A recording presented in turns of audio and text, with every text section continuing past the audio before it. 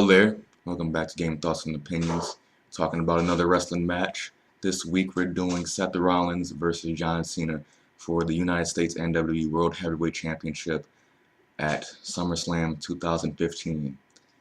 Sam, we're just going to get right into it. What were your thoughts on this match? I feel like the SummerSlam matches are always a little more fluid with the rules. No, that's just wrestling. Well, I mean, at least from the matches we've watched so far, this one seemed to be the more, like, let's just have fun, no matter what we need to do to have fun. Because I was not expecting Jon Stewart to appear. And I was not expecting, earlier in, like, the entire, like, day, I was not expecting Stephen Amel to be wrestling with Neville. Yeah. So it just seemed like this was a bit more of a celebration of wrestling. It felt more like a celebration of wrestling. You're right. Than some of the other matches. I never heard anyone say it like that. Because most wrestling fans are like, they get, like, this wrestling pay-per-view got really mixed reviews, like in the 5, 6s and stuff like that, because it wasn't taken very seriously, and for the most part, and the big matches had like muddy finishes, like the Jon Stewart thing, and later in the night, they had the Undertaker versus Brock Lesnar match. It ended like in a muddy way because he tapped out, but the referee didn't see it, so Brock Lesnar stopped the hold, and the guy rang the bell, and like a bunch of confusion and all that bullshit, and people didn't like that. I'm like, I like the way you said it though, the celebration of wrestling, because people want, when they look at WrestleMania, they get really disappointed, like they build all the way up and think they'll see some really epic matches, and sometimes they do, but there's a lot of having fun and just appreciating the celebration of the whole year building up to that moment. And I really like that you said that. So anyway, go on with what you thought. Seth Rollins is kind of quickly becoming one of my more favorite wrestlers. I don't know why exactly, but I don't know. He just interests me a lot. He's a pretty interesting character. Like his character arc, like they made a comic book out of it. I read that multiple times because it is very interesting. Like he started off in this little faction, this 3-man faction called the Shield, and they were the nicknames were the Hounds of Justice, and they would basically go around, and it was him, Roman Reigns, and another guy called Dean Ambrose, and they would go around basically beating up everyone. Beating up everyone because they felt that was the right thing to do. And they won a tag team championship a couple of times, but then they were going strong for about 1.5 years, and then there's this guy named Triple H. He's kind of like, pretty good guy. Well, he's a pretty good guy. I mean, not in the story. He's a pretty he's a scumbag, but he like runs he's like the GM, the authority, you could say. He has his little group or whatever, and he has a lot of power, obviously, because he runs the show. And his faction called Evolution was fighting the Shield, and I think that Evolution won a couple times. Then behind the scenes, we didn't know this. Building up to this moment, I guess Triple H handed Seth Rollins the world on a platter, and then one night they had the Shield in the ring, and it was confronted by Triple H, and he was saying something, and as they were talking, Roman Reigns and Dean Ambrose were distracted. Seth Rollins comes up behind them and beats them both up with a chair and turns on both of them.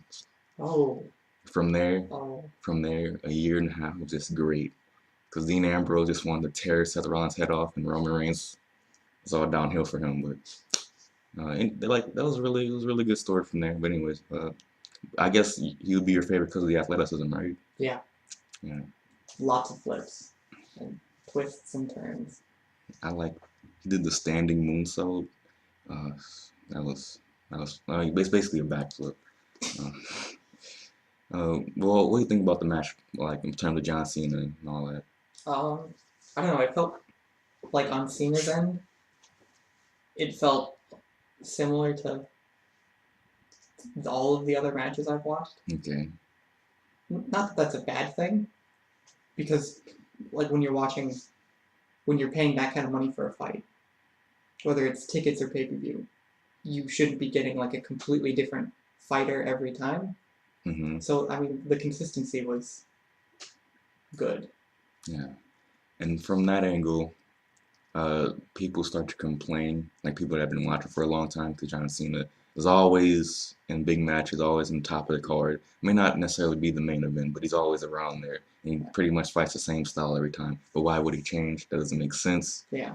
But there's always like a new guy goes around. So like Seth Rollins is a pretty new guy at that time. But you know, I really like him. Most people don't, obviously, by the heavy boos that he always gets. Yeah, heavy. Heavy is one word for it. Yeah. Going into this match though, like weeks before, John Cena came out and challenged him for the belt, and Seth Rollins denied him. Then Triple H came out and said, "Hey John Cena, you want a shot at the title? We're gonna put your title up against his right now, and then y'all gonna fight for it." It was confusing. It kind of was, but in the match, Seth Rollins fought him and broke his nose. Yeah. You know, blood went everywhere. It was like a pool of his own blood. You kind of tell that Seth Rollins was like, "Oh shit, I wasn't supposed to do that." But they all handled it pretty well, very professionally done, and they ended up finishing the match. And I'm still, like, he came back like next week, John Cena did, after a broken nose. Yeah, this is like a week or two. Yeah, he's a pretty strong guy. He's like Wolverine in terms of his like healing powers. Cause he like tore his shoulder and like came back in 4 months. Most people are going for like 6 to 7. God damn. Anyways, like did the finish bother you with Jon Stewart? Not really. Okay. Because I wasn't expecting anything like clean. John Cena doesn't really lose clean. No, he doesn't. Because they have to keep him strong. You can't have him on a losing end. Like they can't have anyone looking better than him. I don't like that. I like my characters to be. I think everyone should be able to take a pin. Because I mean, in regular fighting or in sports, everyone loses at some point. Yeah. Like there's barely like how many times has somebody went 16-0 or 82-0 in basketball? Never. Well, at least in basketball it hasn't happened. Football happened a couple times. Yeah, but they never win the Super Bowl. Didn't the Dolphins win the Super Bowl when they went 16-0? They weren't 16-0. They were like 15-0 because the schedule was shortened at that time. Oh, okay. Anyways, did you watch the match with Stephen Amel? Yes. Did you like that? Yeah. I'm surprised he did that jump off to the outside. After watching that and his American Ninja Warriors routine, the man is very athletic for an actor. Mm-hmm. Did you watch the Arrow? Yes. Does that athlete does he use that frequently? Pretty sure. I don't know if it's him or a stunt double, but after watching this, I would be surprised if it were a stunt double. Do your own stunts, dude. Yeah, you can, so why not? Yeah. So that's pretty much the match. Do you have any like favorite spots that you liked? Nothing's really sticking out. Like he always does this like every match during that year. He would do the Phoenix Splash, call it the million flip move when he does a million flips off top rope, and he always hits his face on the ground. Like you do not have to do that. Like it's like once every 10 times he does it, he hits it. Yeah, it was just a pretty solid athletic match. 10% success rate is still a success rate of something. No, it's not good. Shit like that gets you injured, and injured he did get. Yes.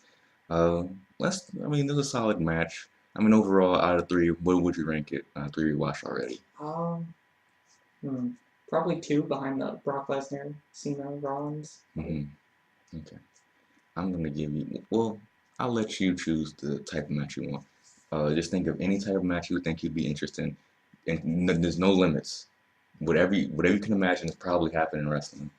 Just say something that you think you'd be interested in. I'd like to see a cage match. A cage match. I don't know why. Cage match. Well, what type of cage? Like the cage that's around the ring, like Crisis versus High, or the Hell in a Cell, which is like this big thing around the ring? Like a bigger cage. Like Hell in a Cell. Hell in a Cell. Hell in a Cell. Oh boy, there's a couple of really good ones, but this Hell in a Cell match, I don't care. I can't hype this up enough.